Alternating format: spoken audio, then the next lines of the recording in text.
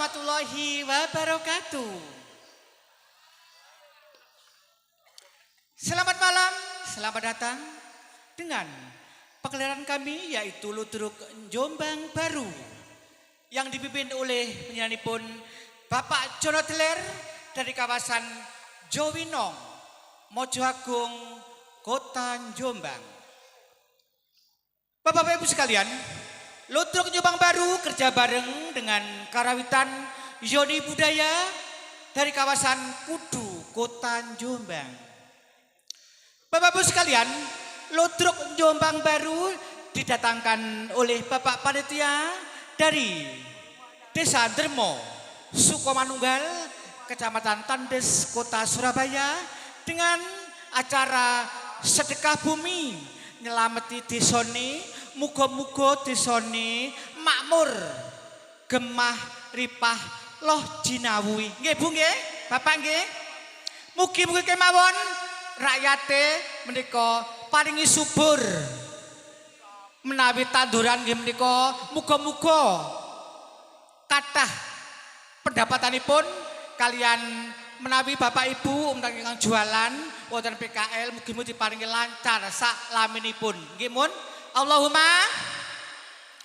Acara demi acara kita lalui, kita tiba saatnya memperkenalkan para artis-artisnya yaitu Jombang Baru dengan ajang Bedayan Sekarsari.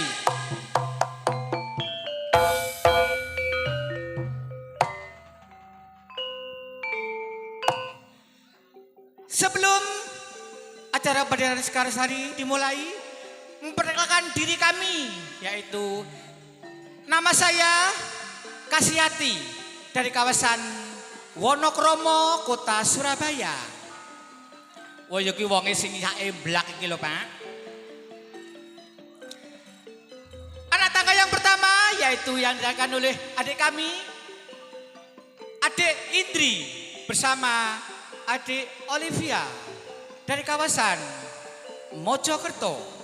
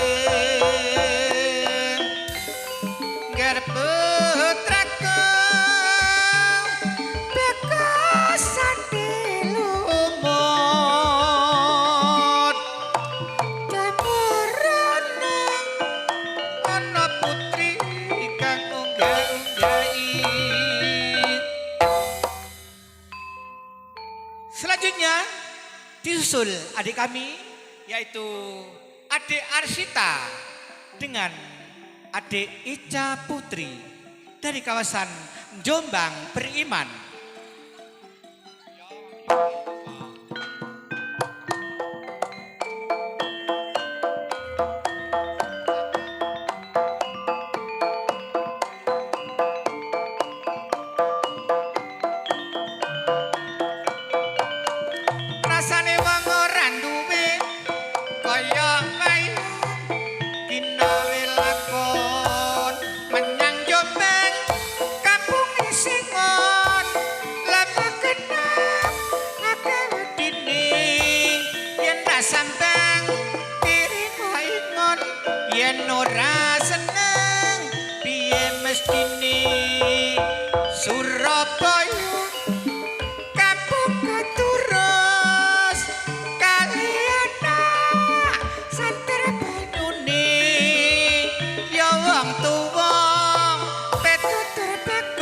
Supaya bener lagi nih. Jangan pokoknya artis Jombang Baru kuwi lincah-lincah, ijek cilik-cilik tapi lincah. Disusul oleh Adik Amel bersama Adik Vita.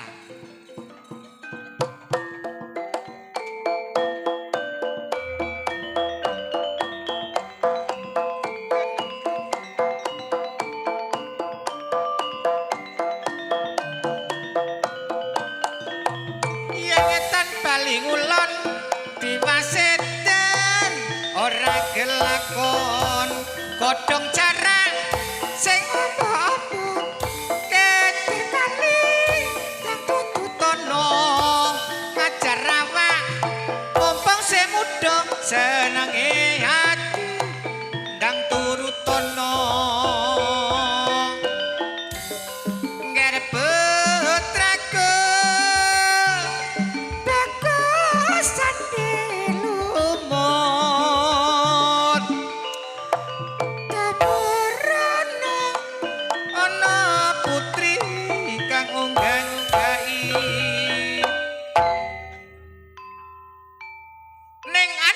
bersama Neng Arti dari kawasan Kota Mojokerto.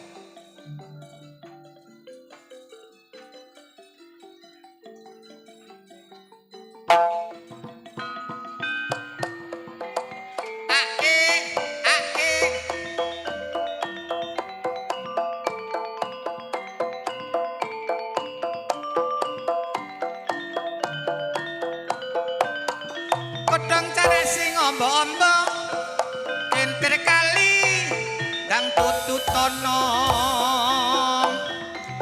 ngger putraku bagus lumut daburana ana putri kang ngunggah-ngunggahi ngger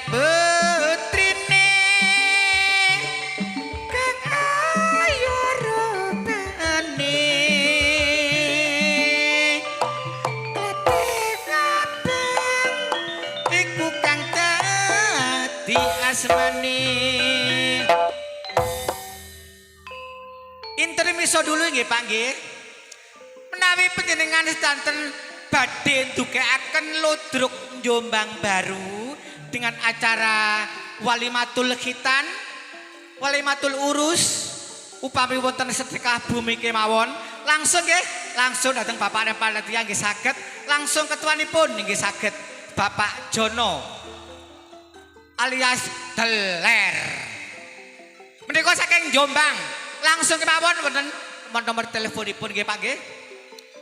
Disusul oleh Neng Parsi bersama Neng Tika dari kawasan Gresik.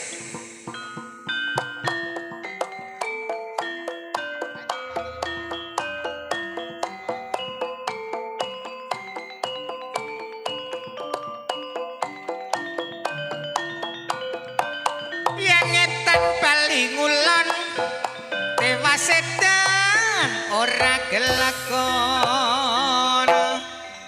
lah yo ngene rasane tepi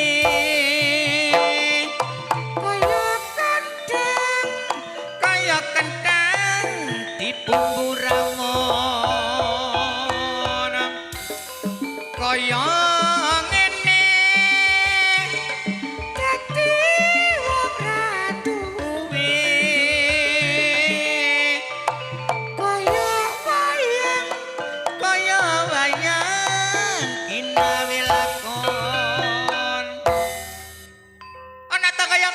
yaitu oleh didudukan oleh Neng Endang Sri Parwati bersama Neng Mila dari kawasan Samikerep, Kota Surabaya.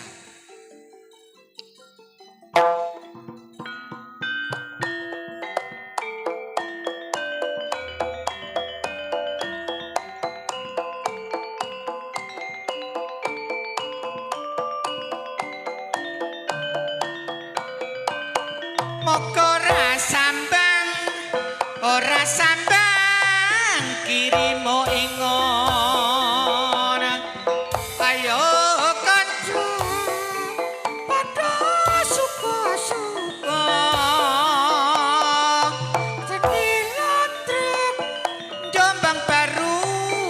saking Jombang kang dipimpin Bapak Jono pribadi dari kami kawasan Jombang beriman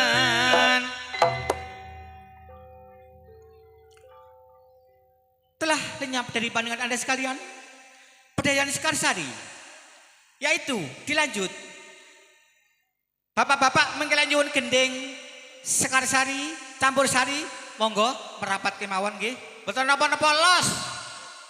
Nyuwun gending mawon kula dosi. Ayo Cak, koplo, tarik, Cak Yoni.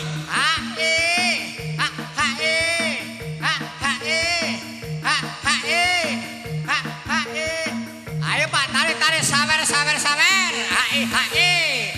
Serapate menah yo Pak yo. Serapate maneh. Asek-asek. Mas Yanto. Ganteng dewe. Mas Yanto.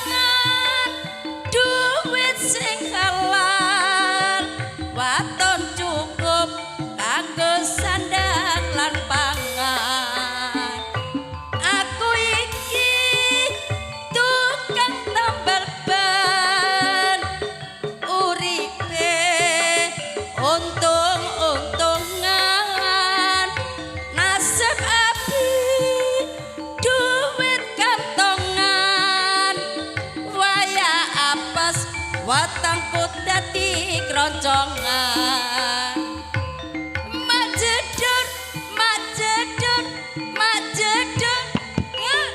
ana ban pecah iki rejeki mesti teko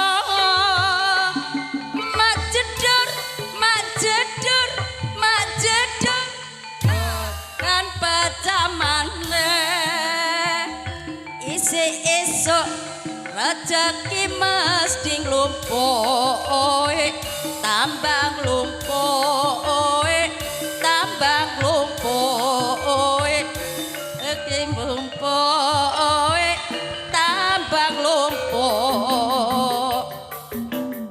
adik goyang kembali bersama Jombang Baru.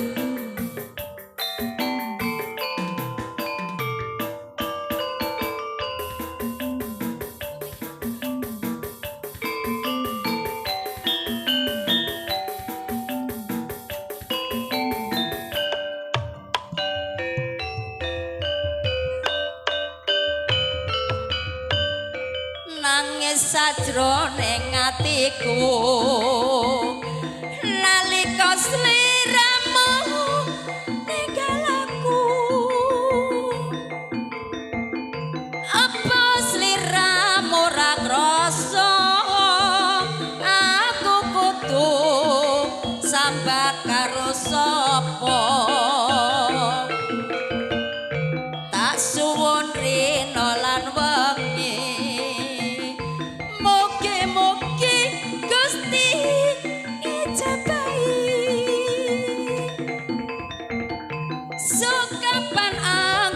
bali bisa kumpul kaya duing wuni iya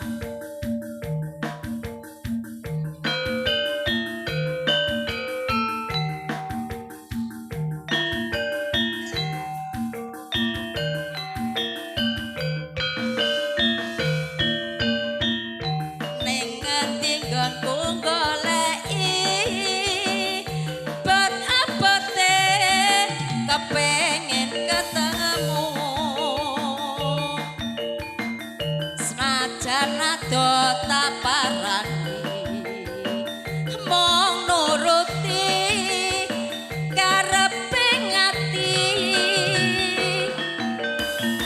bareng saiki ketemu kowe lunga ninggalake aku sumendal rasa atiku lo tumetes nelesi pipiku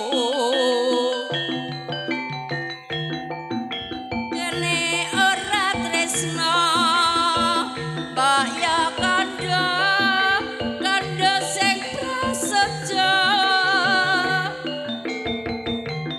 aja gawe gelo ati aku ora bakal gondeli kaya ngene lelakonku biyen ngopo kok dadak ketemu yen pancen ditinggalake gawe gelo ati sak lawase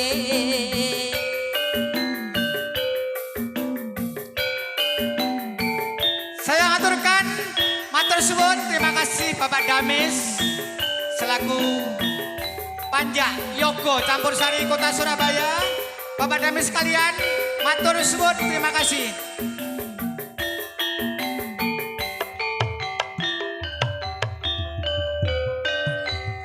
Ning kutha Solo mudolan mudi ning Taman Curug ning pinggir Bengawan Solo mudolan mudi awan lan bengi do suka-suka awet aja ngikat janji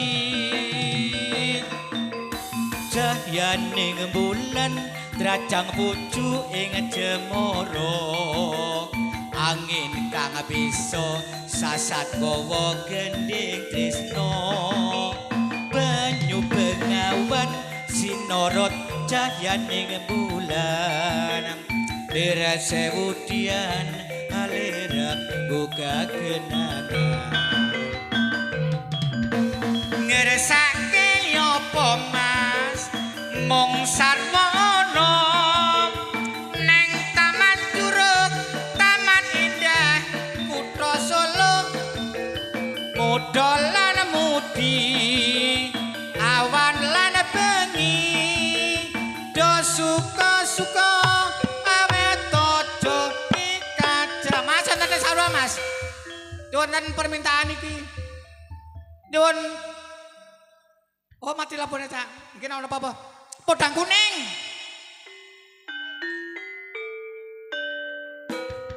podang kuning untuk Anda sekalian.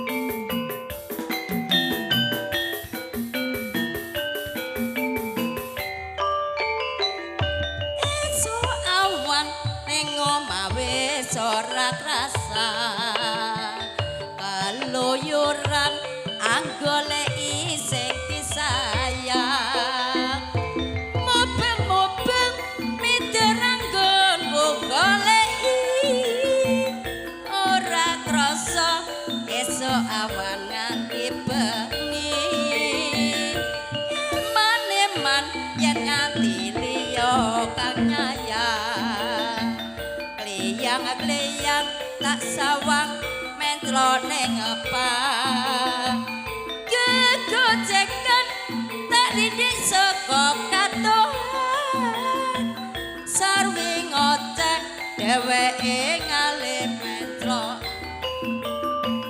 elekae tak suwun baca ngecek podang kuning agawe pikirku komi tak sawang katon manise ibu bunga wis kelakon nyanding tuweke ora gampang atiku pengiwang liyan yen si podang andutut ati kebranan ora bendo atiku tanah saya putra tak sranani sun pikat pulute beda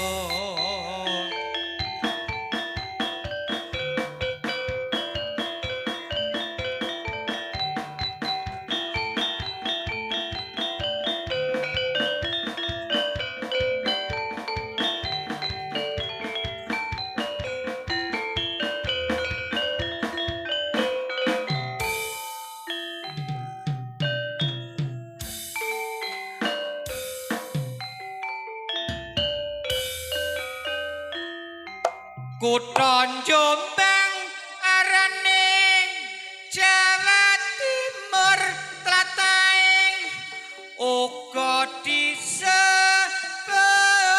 kutha beriman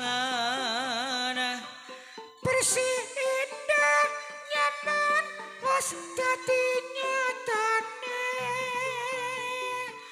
kota santri sing paling akeh pondoke kasenian lotrok iku kabudayane lotrok Jombang Baru iku lotrok andalane tak jono teler pribadi iku pimpinane dasare Pancasila iku dadi landasane tertawi soto uga ora lali dina minggu pancen akeh sing negani pancen kutha Jombang kutha pendidikan kena kanggo contoh uga kanggo patuladan rakyat terus berjuang ningkatno pembangunan pancen maju kuthane Kabupaten Jombang.